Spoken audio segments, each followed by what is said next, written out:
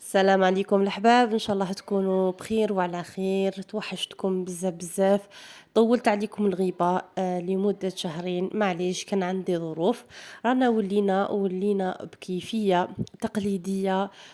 ولينا بكيفية حلوة إن شاء الله. لو على بالي لو كانت تجربوها راح تولي الوصفة تاعكم المعتمدة. راح تحصلوا على كعك خفيف هشيش والبنة ما شاء الله. يعني راكم تشوفوا في الفيديو الصورة تعبر على نفسها. نتمنى من الناس اللي مازال ما اشتركتش في القناة تشترك في القناة وتفعل زر الجرس هكا باش يوصلكم كل جديد. تتبعوا معايا الفيديو للآخر باه نعرفوا الكيفية نتاع هذا الكعك. يعني هذا الكعك شوية نطولوا، الاخر تاعو نطولوا فيه شوية. يعني انا نهضر على روحي كي نحب نوجد هذا الكعك، نديرو ليلة قبل، يعني نهار قبل نخليه يخمر. كل ما ذوقته في الخمور كل ما كانت النتيجة رائعة. بون هنايا راكم تشوفوا، كنت حاسبة روحي نصور، ولكن مع الأسف ما كنتش نصور. بون هنا واش استعملت 4 حبات بيض، ننزع صفارين، يعني ندير 2 حبات كاملين وزوج بياض بيض. نزيد لهم 400 غرام نتاع السكر، ونزيد لهم ربع لتر نتاع الزيت. ربع لتر نتاع الزيت. نزيد لها كأس نتاع الحليب. كأس الحليب يكون دافي، يعني لا حبذا يكون دافي. ونزيد زوج باكي تاع خميرة الخبز، عفوا 2 باكي تاع خميرة الحلوى. هنا كما راكم تشوفوا في كسرونه راني ديت خليط نتاع حبة الحلاوة والجنجلان والبسباس، ودرت لهم كاس ونص نتاع الماء. كاس ونص نتاع الماء ونديرهم فوق النار يغليو. نديرهم فوق النار يغليو. هنايا راني زدت لافاني ودرت شنان. درت مغرف كبيره نتاع الشنان، يعني مغرف بومبي تاع شنان مطحون. روحوا عند العطار ودوموندو الشنان، هذا الشنان يعطي واحد البنه رهيبه للكعك. هنايا بعد ما خليت المنقوع تاعي غلا راني نخليه يبرد. بعد ما برد تماما راح نجيبو ونزيدو، يعني ماشي يبرد كامل ولكن يكون دافي كما راكم تشوفوا. نزيدو بالتدريج لاباط تاعي او الخليط تاعي. هنا مام هذوك البذور ندخلهم الداخل، يعني ما نقيس والو، ما نقيس لا الماء ما نقيس هذوك البذور، بالعكس هما اللي راح يعطوا الحلاوه والبنه للكعك تاعي. ودرت مغرف كبيره نتاع خميرة الخبز، مغرف كبيرة نتاع خميرة الخبز. انا راح نخلطهم كاملين كما راك تشوفي حتى نضمن باللي هذاك السكر بدا يذوب. يعني نعرفوا باللي كي تكون السوائل دافيين السكر يذوب بالخف. هنا الناس اللي حبت تخلط بيديها واللي حبت تديرها بالبيتخا هي حرة. انا بغيت نعتمد يعني الطريقة تاع الزمان. خلط غير بالفوي كما راكم تشوفوا قدامكم. ان شاء الله تكونوا صمتوا بخير وجاز الشهر هذاك الفضيل، الشهر الفاضل عليكم بالخير وبالصحة والبركة، وربي يتقبل منا ومنكم صالح الأعمال إن شاء الله. هنا جبت لكم الفارينة أنا ما نقدرش نعطيكم كيلة محددة لأنه كل وحدة والفارينة تاعها. هنا للأمانة استعملت سوسيمي.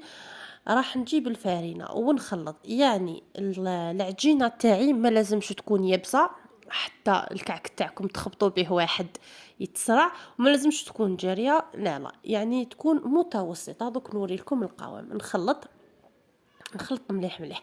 يعني للامانه هذا الفيديو صورته عنده شحال وهو قاعد في التليفون كل نهار نقول يا ربي دوك نطلع المونتاج ونطلعو ندير المونتاج ونطلعو، ولكن ما كتبش الله حتى لليوم. ما كانش اللي ما يحبش الكعك، الناس كامل تحبه، سيرتو نهضوا على كعكة المسان. يعني هذا يختلف على كعكة المسان، ماهوش كيفو، ما فيه لا قرفة لا والو. مكوناته بسيطة وطريقة التحضير تاعو اسهل منها ما كانش.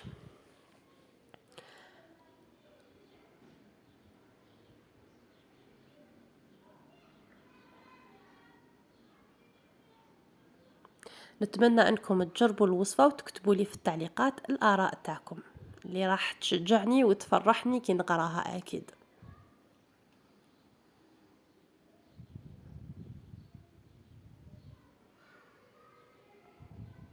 شتو هذيك الباسينة كانت معمرة فارينة،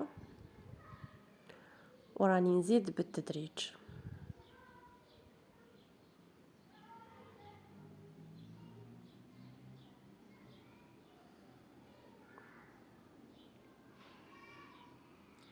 يعني في الأعياد وفي المناسبات الكعك ما يخطيناش، في العيد الصغير الناس بزاف تحب تحطو. والله غير كنت حابة نحطو لكم في رمضان، ولكن ما كانش عندي الوقت، لا غالب ظروف.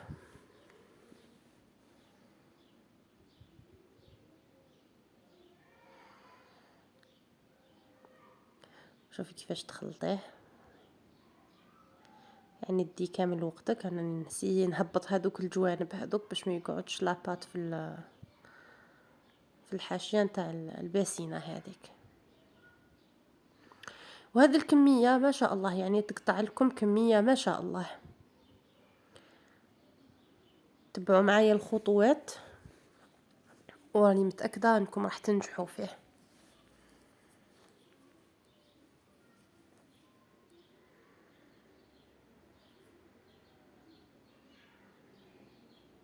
هنا بعد ما كملت كامل العجينه طميناها، شوفوا القوام كيفاش يعني طريه. ما شاء الله. هذيك نقيت يدي، دوك نديرها في باسينه ونخليها ليل كامل، يعني نديرها في حيله تكون كبيره، خاطر نعرفوا باللي كي نخلوها ليل كامل راح يضاعف الحجم تاعها باش ما تطيح لناش. نغطوها ونخلوها على راحتها.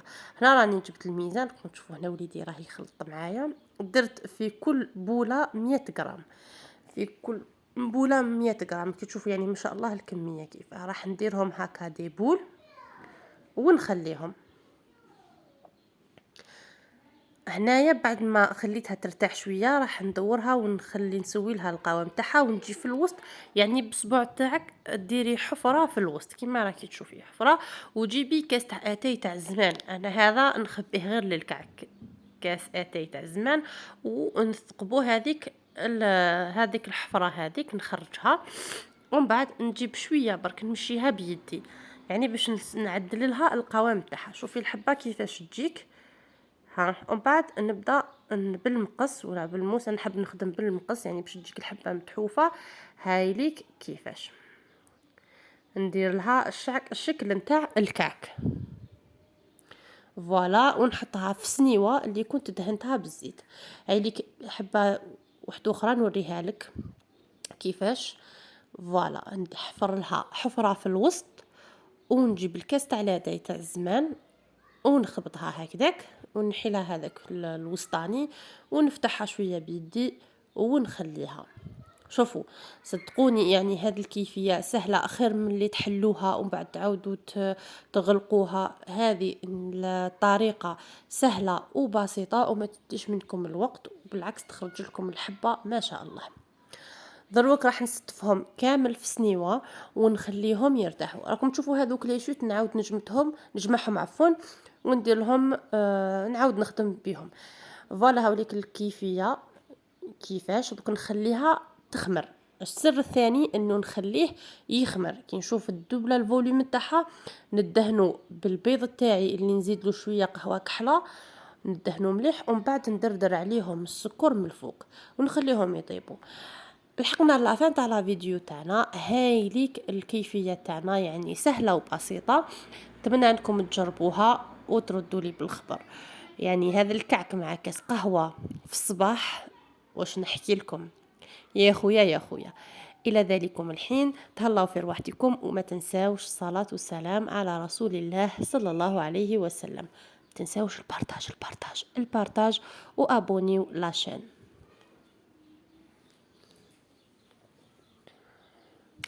واللايك اكيد هكا باش يوصل الفيديو لاكبر عدد من الناس.